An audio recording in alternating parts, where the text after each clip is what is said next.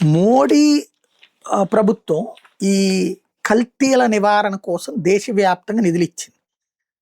ఆ వ్యవహారం 2024లోనే కల్తీల కట్టడికి తిరుపతి, గుంటూరు, కాకినాడ, విశాఖపట్నం జోన్లకి ఫుడ్ సేఫ్టీ ఆన్ వీల్స్, అందులో మొత్తం టెస్టింగ్ ల్యాబ్ ఉంటుంది, నడిచే టెస్టింగ్ ల్యాబ్, దీన్ని ఇచ్చింది. వీటిని జగన్ ప్రభుత్వం కొన్నది.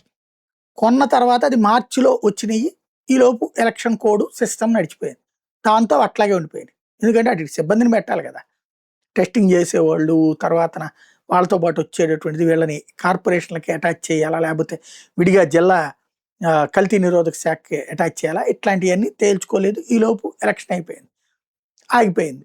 వీళ్ళు 2 ఏళ్ళు అయింది ఈ ప్రభుత్వం వచ్చి, ఇంతవరకు అది అమలు చేయలేదు. తిరుమల కొండ మీద కూడా జగన్ టైంలోనే ఆ జాతీయ ల్యాబ్కి ఓకే అయింది, మోడీ సర్కార్ ఇచ్చింది, అది అమల్లో ఆగిపోయింది. ఇప్పుడు ఇవి 2 ఎప్పుడు పూర్తి చేస్తారో చూడాలి.